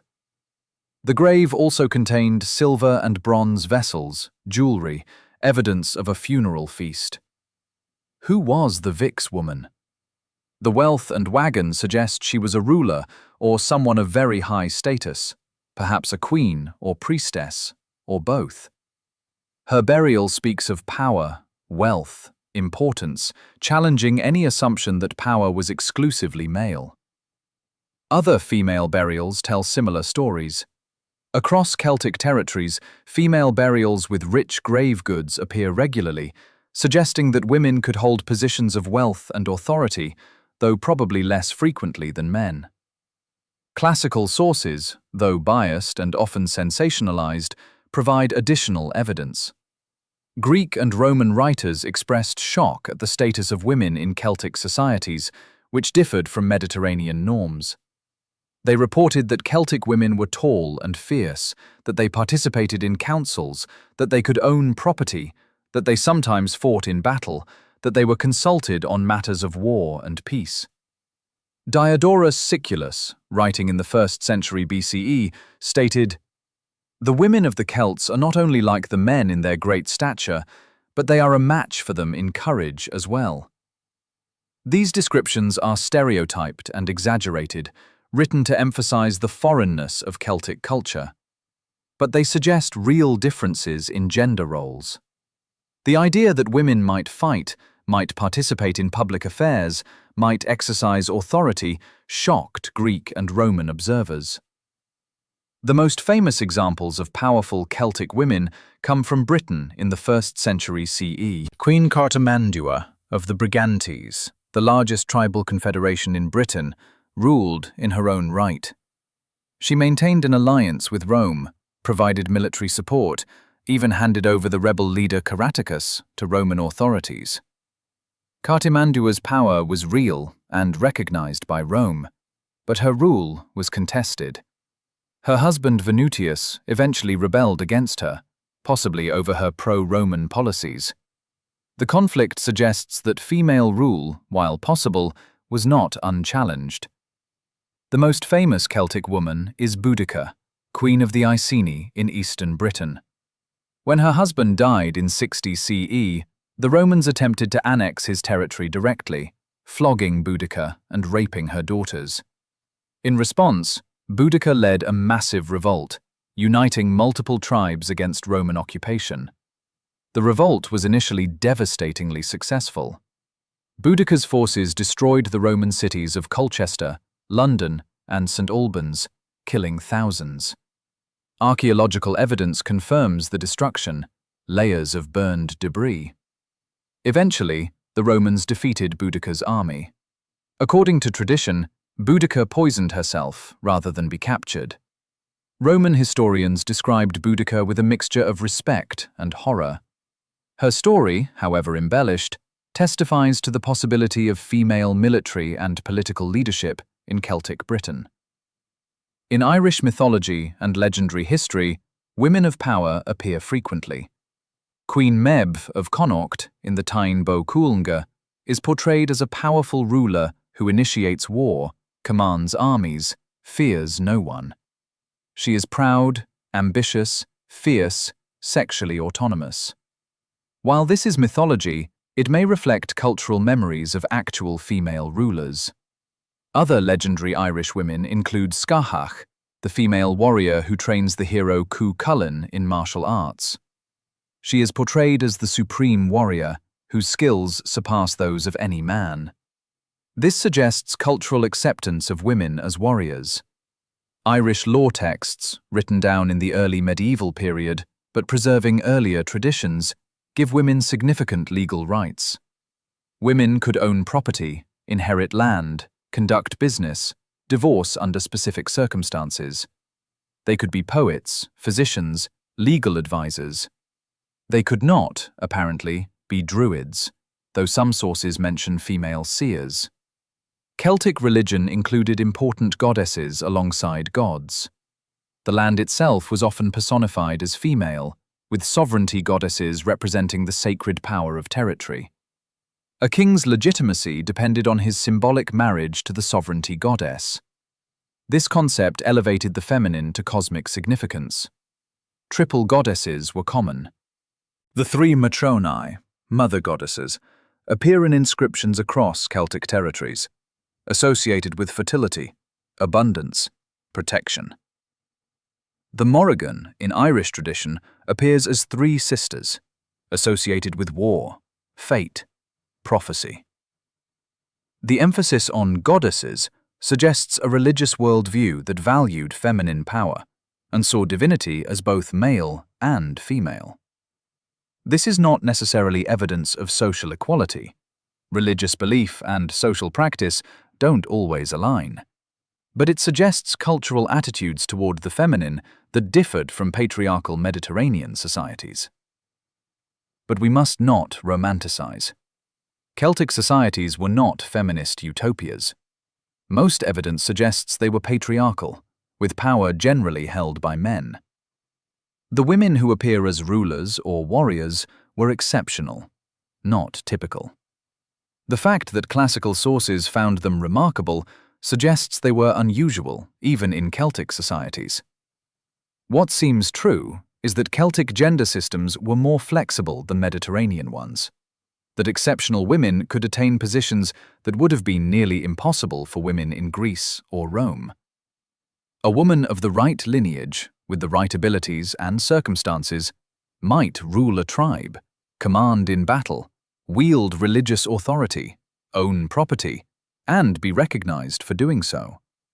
For most women, life was probably much like that of most men, working, raising children, participating in the economic and social life of the community. Women spun and wove, managed households, tended gardens, raised livestock, brewed beer, cooked, cared for children and elderly. These were essential activities, bringing respect, but not the dramatic roles that make historical records. Some women were craftspeople, healers, midwives. In artistic representations, women appear wearing elaborate jewelry, fine clothing, participating in feasts and festivals, suggesting at least elite women participated fully in social life. The coming of Christianity would transform gender roles. Christian teaching increasingly restricted women's public roles, emphasized female subordination, but even in Christian Celtic territories, women found ways to exercise authority, as abbesses of monasteries, as saints and mystics, as patrons and advisors. The women of Celtic societies remind us that history is not just the story of men, and that ancient societies organized gender relations in diverse ways. They challenge simplistic assumptions about the past and show that the roles available to women varied across cultures and times. The evidence is fragmentary, biased, filtered through cultural assumptions, but enough survive to suggest that Celtic women could wield power, command respect, shape events, and be remembered, not just as wives or mothers of famous men, but as actors in their own right, worthy of gold and honor, of legendary status, of historical memory. Chapter 10. The Roman Shadow. Let your mind drift to the Alps in late summer 218 BCE. Over the mountain passes comes an army unlike any the Celtic tribes of Cisalpine Gaul have seen before. Tens of thousands of infantry, cavalry from Spain and North Africa, and, most remarkably, elephants. War elephants from Africa, enormous and terrifying. This is Hannibal's army, and the Celtic tribes of northern Italy must decide: join Rome's enemy or resist this invasion. Many chose to join Hannibal. They had their own grievances against Rome. For 16 years, Hannibal would campaign in Italy, and Celtic warriors would fight alongside him. But Hannibal would eventually be defeated, and Rome's vengeance would be severe. The Celtic presence in northern Italy would not survive. This was part of a long, complex, ultimately tragic relationship between Celtic peoples and the expanding Roman Republic and Empire. It was a relationship characterized by warfare and diplomacy, cultural exchange and conquest, ending with Celtic independence destroyed and Celtic culture transformed in most territories where it had flourished. Rome's first major encounter with Celts came in 390 BCE, when a Celtic army led by the chieftain Brennus defeated the Romans at the Battle of Allia and sacked Rome itself. The city's temples were plundered, its houses burned. Only the capital held out, reportedly saved when sacred geese alerted defenders to a nighttime Celtic assault. According to Livy's account, the Celts agreed to leave in exchange for 1,000 pounds of gold. When the Romans complained that the scales were weighted unfairly, Brennus threw his sword onto the scales and proclaimed, "Vae victis," woe to the conquered. The story, whether factual or not, became embedded in Roman consciousness, a primal humiliation that shaped Roman attitudes toward Celts for centuries. Rome rebuilt and eventually expanded, but the trauma remained. Romans viewed Celts as dangerous barbarians, fierce and unpredictable, capable of savage violence. This fear was exploited by Roman politicians, who portrayed wars against Celts as defensive, even when Rome was clearly the aggressor. In the 3rd century BCE, Rome expanded into Cisalpine Gaul, the Po Valley of northern Italy, inhabited by Celtic tribes. The wars were brutal, characterized by massacres and enslavement. Roman colonists were settled in conquered territories, gradually Romanizing the region. By the 1st century BCE, Cisalpine Gaul was thoroughly integrated into Roman Italy. The conquest of Gaul proper, modern France and Belgium, came in the mid-1st century BCE under Julius Caesar. Caesar's commentaries on the Gallic War, written as propaganda to justify his campaigns and glorify his achievements, provides detailed information about Celtic societies, mixed with self-serving distortions. Caesar portrayed Gaul as divided, chaotic, threatened by Germanic invasions, in need of Roman intervention. This was propaganda. Gaul was wealthy, organized, politically complex, certainly capable of managing its own affairs. But Caesar needed justification for his invasion. The Gallic Wars lasted from 58 to 50 BCE and were devastating. Caesar's forces fought numerous campaigns, defeating tribe after tribe, crushing resistance with overwhelming military power. Entire populations were massacred or enslaved. The numbers Caesar provides, certainly exaggerated, but suggesting the scale, claim over 1 million Gauls killed and 1 million more enslaved. The climactic moment came in 52 BCE, when Vercingetorix, a young aristocrat of the Arverni tribe, managed to unite a coalition of Gallic tribes in general uprising. Vercingetorix proved capable, using guerrilla tactics, scorched earth policies, attempting to deny Caesar's armies supplies. For a moment, it seemed Celtic Gaul might throw off the invasion. The decisive confrontation came at Alesia, a hill fort in Burgundy. Caesar besieged the town, building elaborate fortifications facing inward to contain defenders and outward to defend against the relief army. The engineering was extraordinary, the tactics desperate. The relief army arrived and attacked Caesar's outer fortifications, while Vercingetorix's forces attacked from within. For several days, Roman discipline was tested to its limits, but the fortifications held. The relief army was repulsed. Vercingetorix surrendered to save the remaining population. Vercingetorix was taken to Rome, displayed in Caesar's triumph, then held in prison for 6 years before being ritually strangled. His defeat marked the end of Celtic independence in Gaul. Remaining resistance was crushed systematically. Gaul was organized as Roman provinces. Romanization began. In Britain, the Roman invasion came later. Julius Caesar conducted 2 expeditions in 55 and 54 BCE, more reconnaissance than conquest. The actual conquest began in 43 CE under Emperor Claudius and continued for decades against fierce resistance. The resistance included Caraticus, who led Welsh tribes for nearly a decade before being betrayed.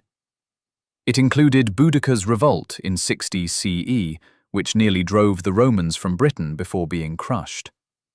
But slowly, Roman power prevailed. By the late 1st century CE, most of Britain south of Scotland was under Roman control. Scotland, however, resisted conquest. Roman forces pushed into the Highlands multiple times, but never established permanent control. Eventually, the Romans built walls, Hadrian's Wall and the Antonine Wall, to mark and defend the limits of their control, essentially admitting that conquest of the far north was impractical. Ireland was never invaded by Rome. It remained independent, Celtic culture continuing there with minimal Roman influence except through trade. This insularity would have profound consequences for the preservation of Celtic culture, language, and traditions. In Eastern Europe, Celtic territories were gradually absorbed by Rome or overrun by other peoples. The Balkans became Roman provinces. The Celtic kingdom of Galatia eventually became a Roman client state and then a province. By the 2nd century CE, Celtic political independence existed only in Ireland and parts of Scotland. Romanization, the process by which conquered peoples adopted Roman culture, varied in speed and thoroughness. In some regions, Romanization was rapid and extensive. Celtic elites adopted Roman names, clothing, customs. Towns were built in Roman style. Latin replaced Celtic languages. Roman law superseded traditional systems. Roman gods were worshipped alongside or instead of Celtic ones. But Romanization was never total. In rural areas, Celtic languages persisted longer. Celtic religious practices continued, sometimes openly, sometimes disguised. Artistic traditions blended, creating Romano-Celtic hybrid styles. Celtic personal names remained common, even among Romanized populations. For Celtic elites, Romanization offered opportunities. Those who cooperated with Rome could gain Roman citizenship, access to Roman education, participation in wider networks. Their children could pursue careers in Roman administration or military. But this required abandoning or downplaying Celtic identity, adopting Roman culture. For ordinary people, the effects were mixed. Some benefited from Roman peace, improved roads and markets, access to Roman goods and technologies. Others suffered under Roman taxation, displacement and land confiscation, military service requirements, destruction of traditional social structures. The end of constant warfare brought stability, but also loss of the warrior culture that had defined male identity. The Druids were deliberately targeted for suppression. Roman authorities saw them as dangerous, potential organizers of resistance, practitioners of abhorrent rites. Systematic persecution, banning of Druidic practices, and killing or conversion of Druids broke the chain of oral tradition and destroyed Celtic religious structures. Celtic languages declined under Roman rule. Latin became the language of administration, law, commerce, education. Speaking Celtic became associated with rural backwardness. Within a few generations in heavily Romanized areas, Celtic languages were dying. By the 4th century CE, when Roman power was beginning to crumble, Gaul was thoroughly Romanized. The population spoke Latin, not Gaulish. They lived in Roman-style towns, worshipped in Roman temples, followed Roman law. Celtic culture survived, if at all, in folklore, place names, rural practices. But as a distinct civilization, it was gone. The process had taken 3 or 4 centuries, but the transformation was complete. Britain was less thoroughly Romanized, particularly in the west and north. When Roman power collapsed in the early 5th century CE, some Celtic cultural revival occurred, particularly in Wales and Cornwall, where Celtic languages persisted. But even there, the Roman period had wrought changes. The Roman conquest of the Celtic world was one of history's great cultural transformations. An entire civilization, stretching across most of Europe, with its own languages, religions, social structures, artistic traditions, was conquered, suppressed, and gradually transformed beyond recognition. What survived did so on the fringes, in places Rome never controlled, or controlled only lightly. The shadow Rome cast over the Celtic world was long and dark. But it was not the end of the story. Celtic culture would survive, transformed, in the islands at the edge of the world, where Celtic traditions would endure centuries longer, evolving in new directions, eventually blending with Christianity to create new cultural forms that would influence all of medieval Europe. Chapter 11. Resistance and Rebellion. The forest is dark, pathways known only to those who grew up walking them. Here in the mountains and deep woodlands beyond Roman control, resistance gathers. Men and women displaced by conquest, warriors who refuse submission, Druids who escaped suppression, farmers whose lands were confiscated. They gather in secret places, plan raids, maintain defiance. The legions control the valleys, the towns, the roads, but the wild places remain free, and from them comes resistance that will trouble Rome for generations. Resistance to Roman conquest took many forms. Open warfare, when tribes opposed Roman armies in pitched battles. Guerrilla campaigns, raiding Roman settlements and supply lines, then melting back into terrain the Romans could not effectively control. Passive resistance, maintaining Celtic practices and identity despite pressure to Romanize. Revolt, when conquered populations rose up, attempting to throw off Roman rule and restore independence. The pattern repeated across Celtic territories. Initial conquest, with Roman military power overwhelming tribal forces that fought bravely but could not match Roman discipline. Pacification, with Roman forces systematically crushing remaining resistance, establishing fortresses, imposing taxation. Then, sometimes, revolt, when the conquered population, pushed beyond endurance or inspired by charismatic leaders, rose in desperate attempts to regain freedom. We have already encountered Vercingetorix's revolt in Gaul in 52 BCE and Boudicca's revolt in Britain in 60 CE. These were the most significant, but they were not the only ones. Throughout the Celtic territories, revolts erupted, were suppressed, erupted again.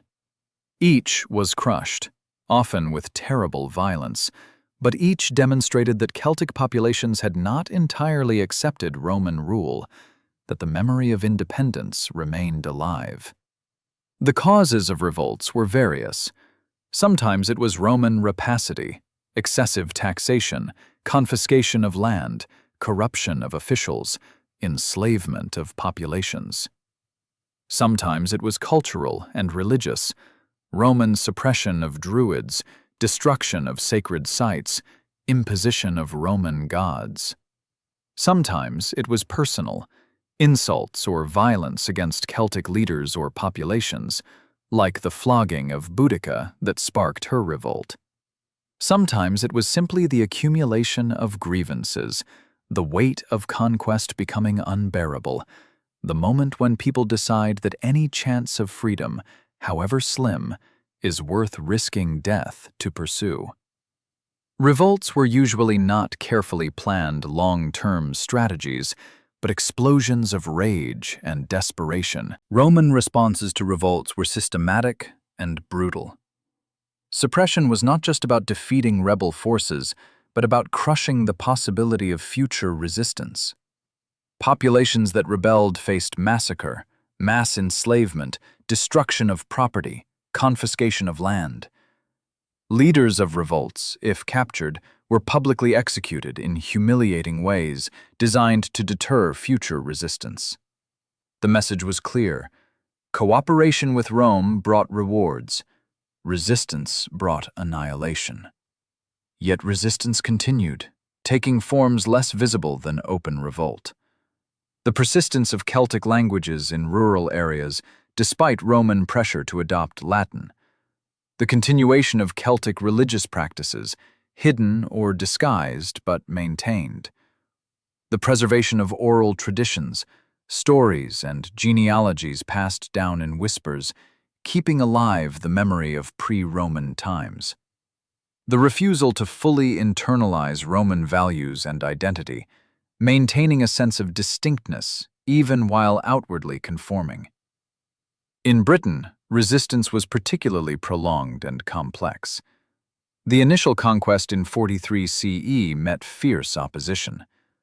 Caratacus led resistance for nearly a decade, fighting guerrilla campaigns in Wales after his tribal territory in the southeast was conquered. He proved adept at mobile warfare suited to Britain's terrain, avoiding pitched battles, striking Roman forces when vulnerable, withdrawing before Roman power could be brought to bear. Caratacus's campaigns required organizing coalitions among tribes that had historically been rivals or enemies. This was difficult, and ultimately his coalition was betrayed. Queen Cartimandua handed Caratacus over to Roman authorities. He was taken to Rome in chains, displayed before Emperor Claudius.